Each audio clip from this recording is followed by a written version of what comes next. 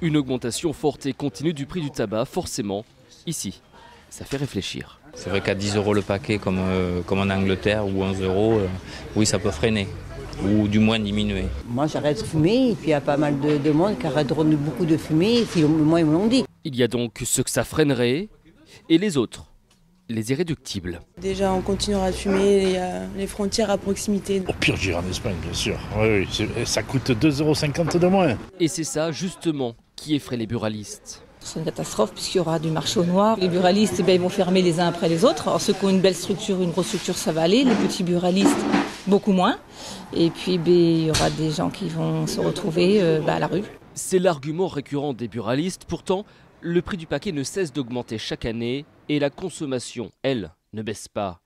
Alors, que faut-il faire pour que ça cesse ? Les toutes petites augmentations de moins de 5% n'ont pas d'effet. Mais à partir de 10%, on a à peu près 4, 5, 6% de diminution de consommation de façon mathématique. Contre le tabac, il faudrait donc une politique ferme et pas des mesurettes.